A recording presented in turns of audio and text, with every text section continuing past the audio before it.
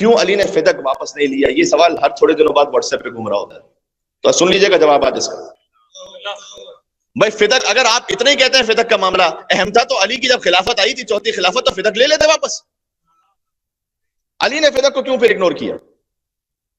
برائے قسم یہ سوال نیا نہیں ہے، 3 مرتبہ ائمہ سے یہ سوال پوچھا گیا ہے، تینوں مرتبہ الگ الگ جواب دیا میرے مولانا،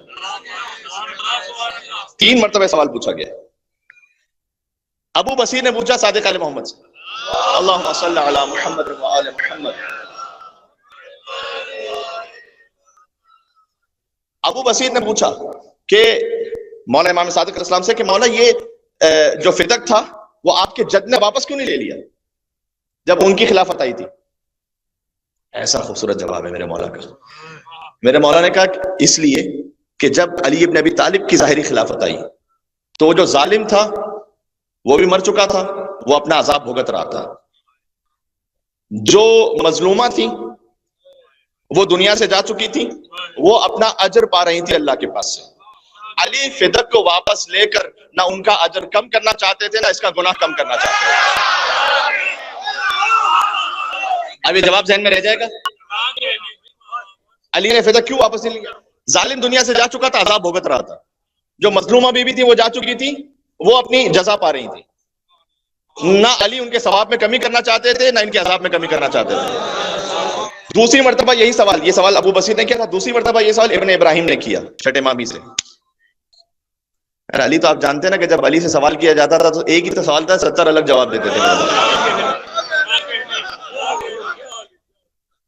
مولا یہ وہ فدق واپس کیوں نہیں لے لیا تھا؟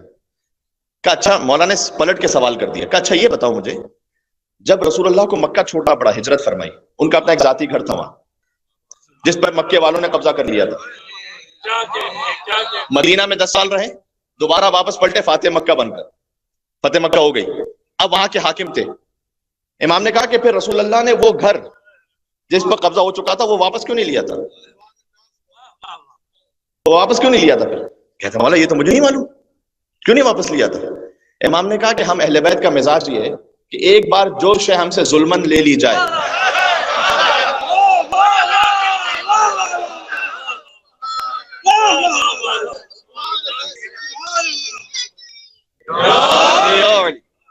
بات پہنچ رہی ہے، ایک بار جو شے ہم سے ظلمن لے لی جائے ہم اسے واپس نہیں لیتے، جو ظلمن لے لی گئی وہ لے لی گئی۔ یہی سوال 7ویں امام سے بھی کیا گیا کہ مولا یہ فدق واپس کیوں نہیں لے لیا تھا؟ تو میرے مولا نے کہا کہ دیکھو اللہ نے ہمیں ولی بنایا ہے تمام انسانوں کا، لہٰذا اگر کسی انسان پر، کوئی عام انسان پر ظلم ہوتا ہے نا تو ہم اس کے ولی بن کر مظلوم کو حق دلاتے ہیں۔ ہمارا ولی خود اللہ ہے، ہم اپنا حساب نہیں لیتے، وہ لے لے گا وہاں سے۔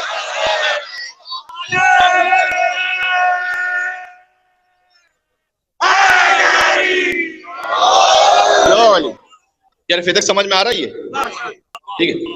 اچھا، چونکہ مجھے معلوم ہے اگر میں ڈائریکٹ خطبہ فدق پڑھوں گا تو آپ کے ذہن میں سارے سوالات آئیں گے، مجھ سے مجلس کے بعد آپ پوچھیں گے، تو یہیں سے کیوں نہ اس کا جواب دے دوں یہاں پر کہ بھائی مولا علی کی حکومت میں تو پھر اتنا اہم تھا تو واپس کیوں نہیں لیا؟ 3 جواب ہو گئے۔ اچھا، اگر حقیقی فدق واپس کرنا ہے، فدق تو ایک ٹوکن پروٹیسٹ تھا،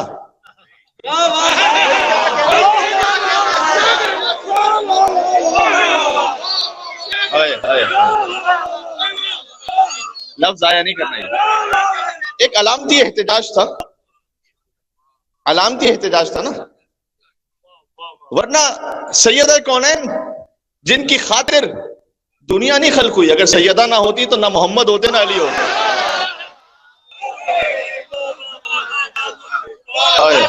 حدیث قدسی پڑھی میرے بھائی، تو صدیقہ کبریٰ وہ ایک زمین کے ٹکڑے کے لیے جائیں گی کیا؟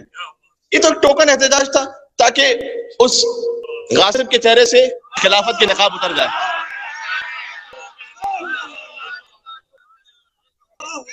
یہ اس خاطر ہے، میں جو کہہ رہا ہوں یہ اس خاطر ہے کہ ہارون رشید نے بڑا اچھا بننے کی خاطر ایک مرتبہ امام موسیٰ کاظم علیہ السلام سے کہا کہ آپ سے فدق جو غصب کیا گیا تھا نا، دل میں درود پڑھتے جائے گا، آپ سے جو فدق غصب کیا گیا تھا نا وہ ہم واپس کر دیتے ہیں۔ کیونکہ اب حکومت بڑی ہی پھیل چکی تھی، تو اب وہ زمین کا جو حصہ تھا وہ اتنا زیادہ کوئی اہم نہیں بچا تھا، تو اب وہ واپس کر دیتے ہیں آپ کو.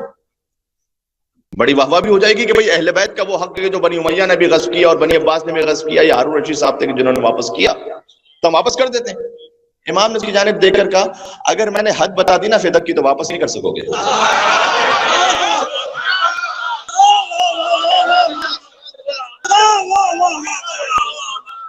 اچھا I'm not making up a story، یہ امام نے واقعہ کہا یہ اسے کہ اگر میں نے حد بتائی نا تو تو نہیں واپس نہیں کرے گا. تو دیکھا کیسی بات کرتے ہیں آپ، میں واپس کر دوں گا، آپ حد تو بتائیے. امام نے کہا فدق کی ایک حد عدن ہے، دوسری سمرقند ہے، تیسری افریقہ ہے، چوتھی بحر خضر ہے.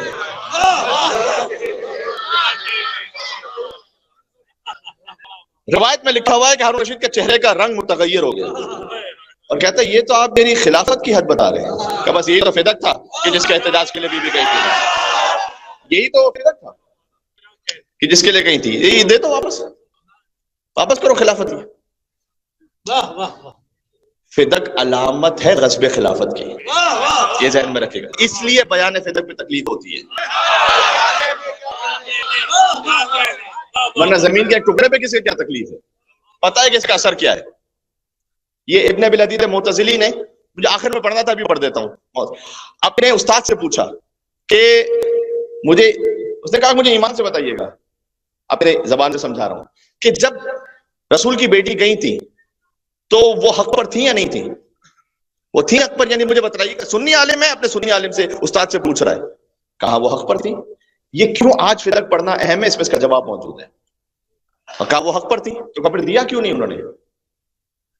تو کہا دیا اس لیے نہیں کہ جیسے ہی وہ فدق دیتے نا بی بی کی صداقت ثابت ہو جاتی، وہ اگلے ہی لمحے علی کی خلافت کا دعویٰ کر لیتی. یہ بات معمولی نہیں ہے، یہ اس پر دار و مدار خلافت کا. اس نے یہ کہا اس سنی عالم نے کہ اس لیے نہیں دیا کہ جیسے ہی فدق کی حقانیت ثابت ہوتی نا وہ اگلے لمحے خلافت کا دعویٰ کر دیتی علی کے لیے. تو چونکہ ابھی صداقت کو قبول کر چکے تھے تو جو خلافت کا دعویٰ تھا اسے جھٹلایا نہیں جا سکتا تھا. پھر اب تک کا اہم ترین جملہ کہنے لگا ہوں، کیا کہنا بی بی آپ کے قدموں کی خاک پر ہماری نسلیں قربان ہو جائیں، حکمت فاطمی پر ہماری نسلیں قربان ہو جائیں. بی بی آپ نے اس شخص کو دو راہے پر آ کے کھڑا کر دیا، یا مجھے سچا کہو اور حکومت چھوڑو، یا مجھے جھوٹا کہو اور جنت چھوڑو. ایک پاکستان کے بہت بڑے اینکر ہے، آپ نے مجھے ٹی وی پہ دیکھا ہوا ہے، ان سے ایک آف دا ریکارڈ بات ہے، اس لیے میں نام نہیں لینا چاہتا. بات ہو رہی تھی تو سیدہ کا حق یہ تھا یا نہیں تھا؟ انہوں نے کہا دیکھیں یار میں ایک بات کہوں گا تو پھر آپ ناراض نہ ہو جائیے گا، حق تھا تو صحیح، لیکن جب انہیں پتا تھا کہ وہ نہیں دیں گے نا تو مانگنا ہی نہیں چاہیے تھا.